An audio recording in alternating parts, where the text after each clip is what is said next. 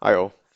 These series of videos are designed to help you create your own Microsoft team associated SharePoint site and also see how we can utilize some of the metadata features of SharePoint to get your faculty going. So this is a culmination of all of the experiences that we've picked up at Normanhurst Boys High School in the mathematics department for the last 5 or so years. We've had our SharePoint site for about 5 years now, and also our respective Microsoft team for a little bit more than 4 years. So let's get going. So what we'll do is we'll actually get started by assuming that, of course, you're in the New South Wales Department of Education tenants. Most things will still apply to other tenants at independent schools.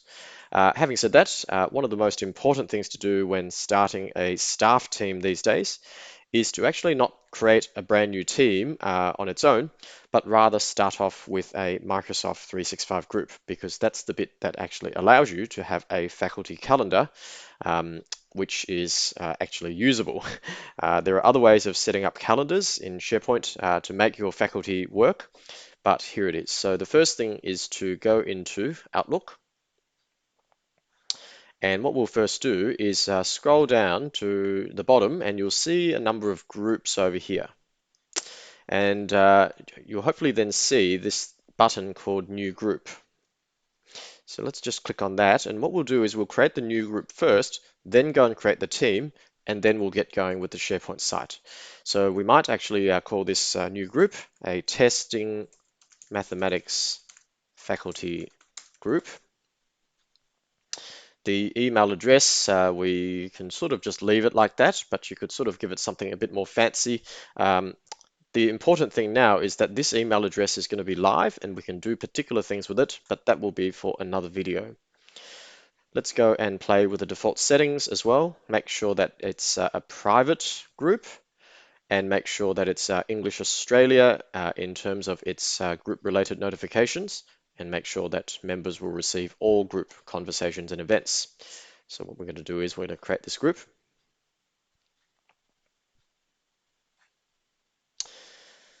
And what we'll then do is we will then not quite add members yet, but you can add it later uh, by going into Microsoft Teams, etc. So we won't go and create anything there.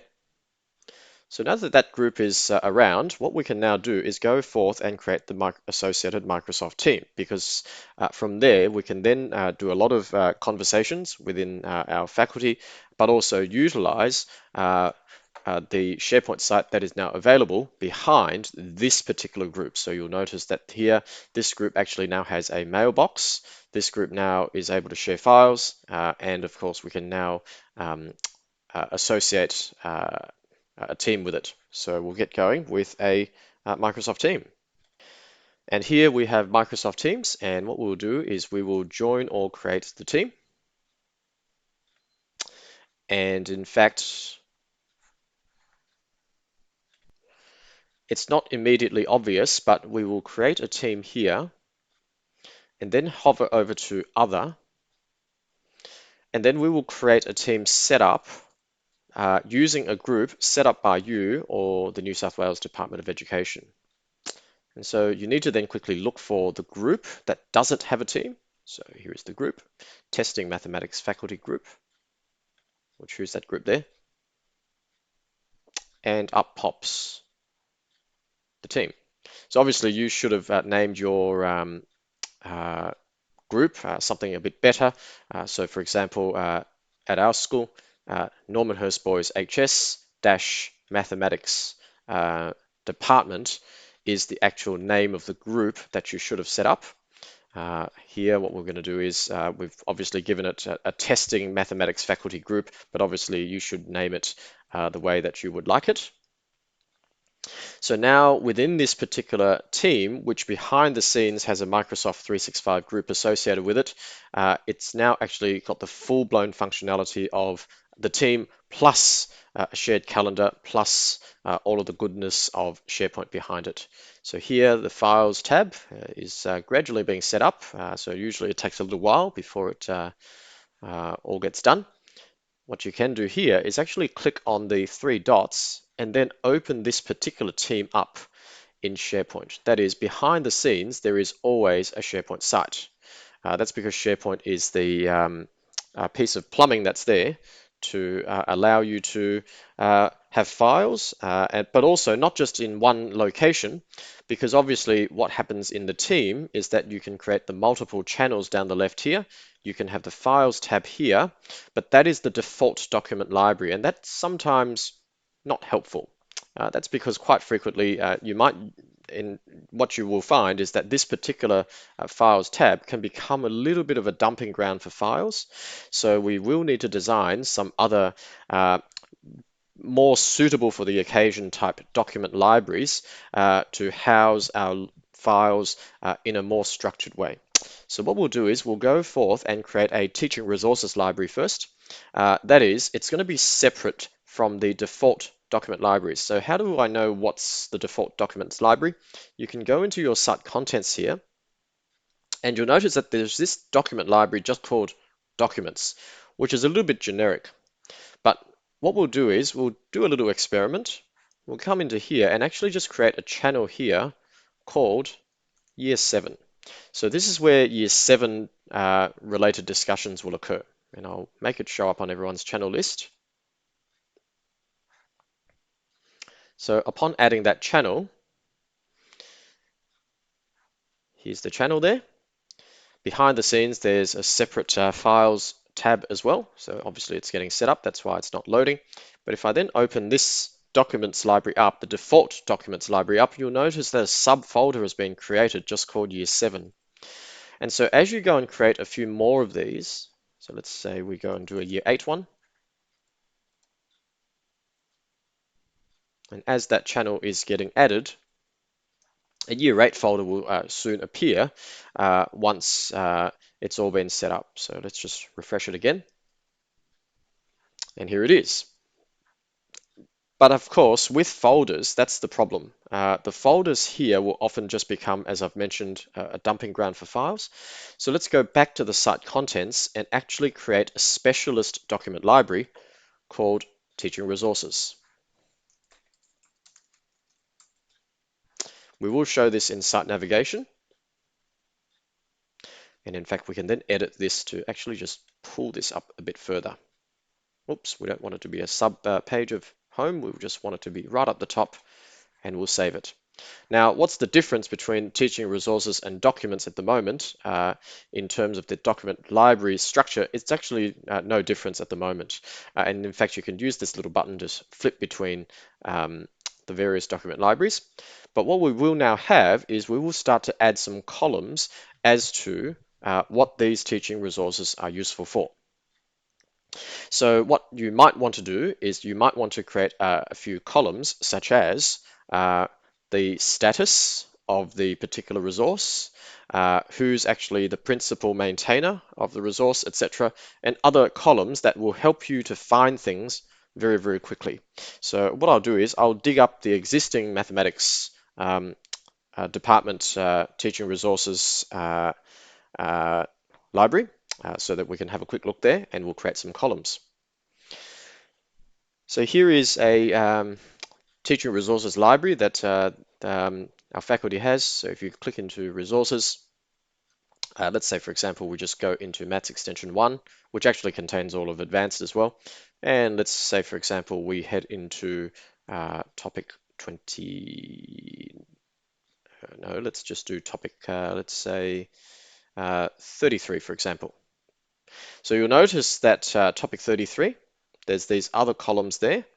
The file type for these two is the topic summary. And in fact, there's been a file that's pinned to the top. This thing is a link. So it's a URL to the normal approximation to the binomial distribution. And of course, there's also a maintained by, which hasn't been quite filled out. So what I'm going to do is I'm actually going to just fill it out, and so that you can see what it might look like as we progress. So if we head to more and go into properties there, I'm the person who's maintained it.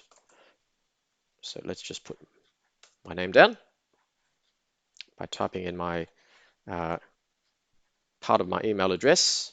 And then of course, I'm also maintaining this bit. and here it is. Oops, it didn't quite save. Let's do it again.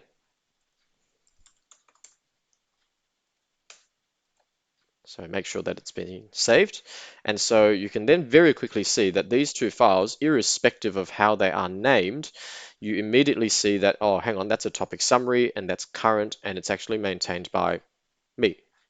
Uh, whilst there's still folders, sometimes the folders are still very handy because we really can't get away from folders in one way or another.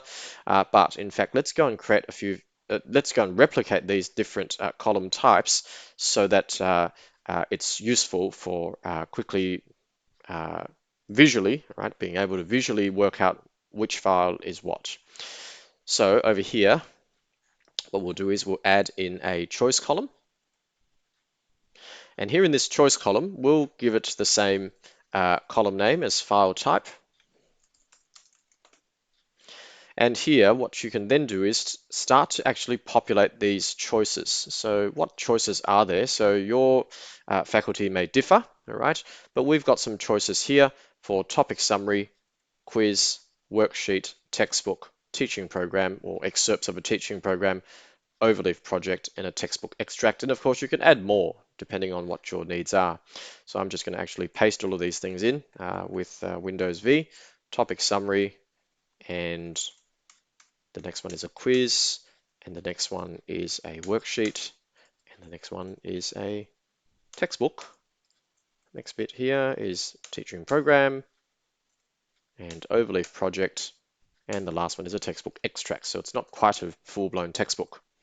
Uh, you may wish to uh, allow multiple selections, not necessarily on this particular type of a column, but sometimes it's actually handy to actually have multiple things that you can tag. And no, you don't want to enforce unique values because in the same folder, you might actually have different quizzes that are there for people to use. And sometimes you might not require, and on instances like this, you may or may not wish to require that this column contains information. So I'll leave it as no for the time being, but if there's a column that you want people to, a must tag column, right, then you would certainly tick this over here. So let's click save. What's the next column type? The next column type is the status. And what sort of statuses do we have? Well, we've got a current resource or something that requires update or deprecated or something that is historical.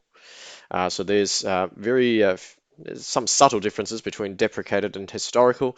Deprecated means it's been superseded by something else. Historical, yeah, it's there. We're going to leave it around. We're not sure whether we want to sort of get rid of it or not. So there are subtle differences. So let's go and create that column as well.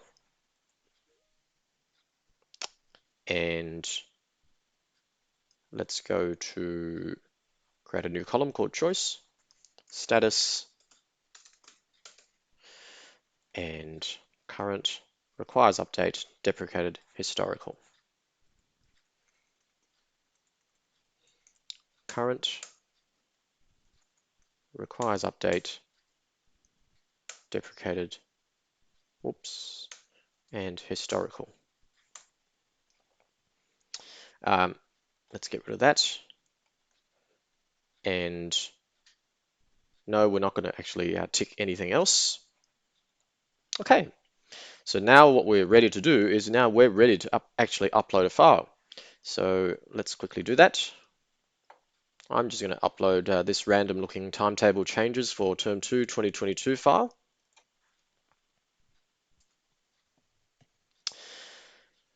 And I'm actually going to set some metadata on it, which is the properties. So the file type here is, let's just pretend that this is a quiz, right? And the status there is that it's a current quiz. Now, in fact, you'll notice also there's some other icons over here in the existing document library, and there's no sort of similar icons here. So how do you get those icons up? All you need to do is go to the file type, click on the column settings, and format this column. These are actually called choice pills, so they only show up with choice type columns. And if it's a topic summary, I can click on more styles. And then let's say I want this particular icon there. And I can just go back. If it's a quiz, let's see what I want. Actually, I want that little icon there, for example. can go back. If it's a worksheet, let's see what I want for that. Worksheet is for the masses, all right? If it's a textbook, let's say, look, we really don't have too many columns here, so I'm just going to use this generic one. Teaching program, I'm going to use this one, for example.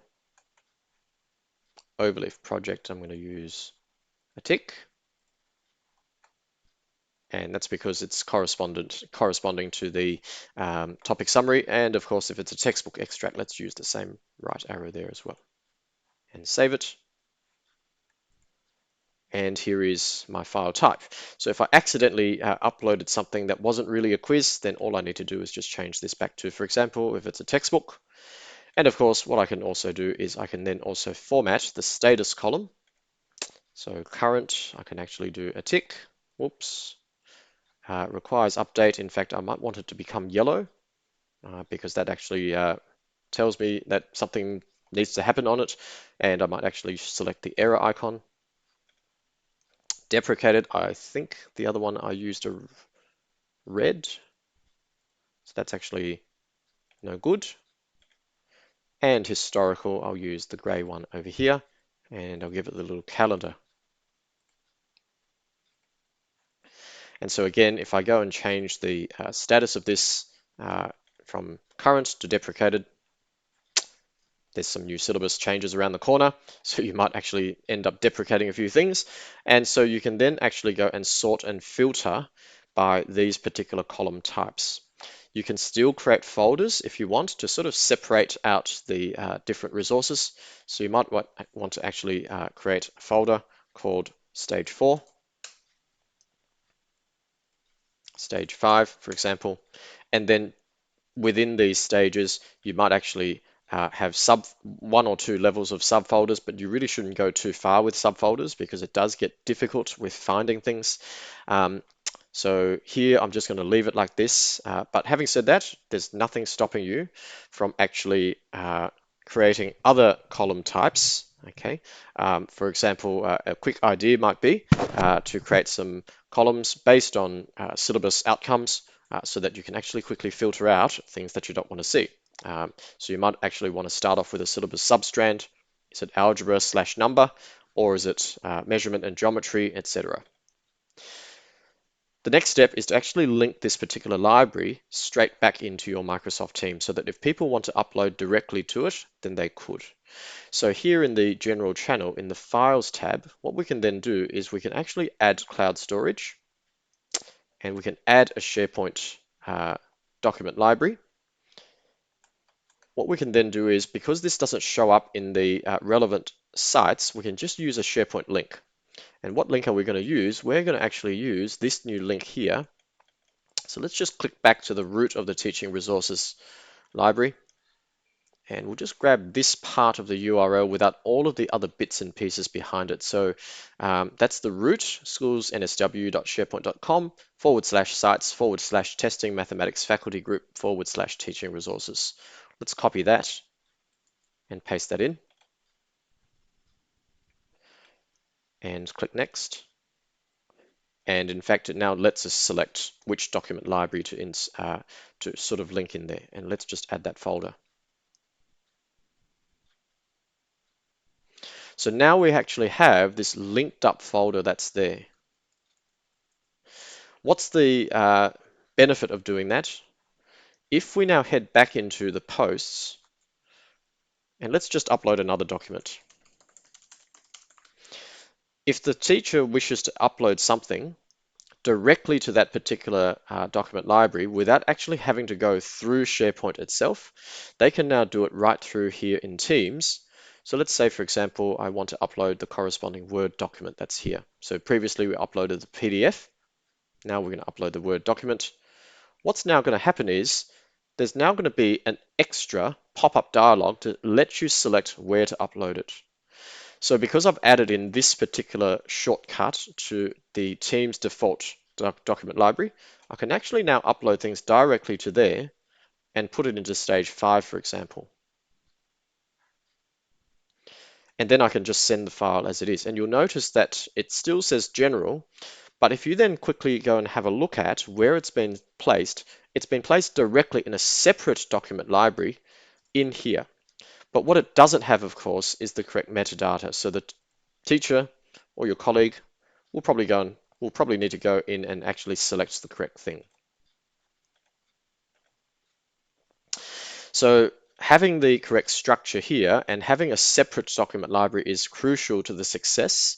That's because this default documents library, whilst you don't see the shortcut here in the general folder, it does show up in Teams as a very special link that you can actually create so that your colleagues can upload immediately directly to this particular document library, and it'll be able to read another SharePoint site as well. So it doesn't even have to be the existing one. It could be another SharePoint site that you add that actually is a special link that you can open up. So what we'll do is we'll take a pause there. It's been a very long 20-minute recording already. So hopefully that will help some people in terms of being able to create their own document libraries with the correct metadata that they want. All the best with it.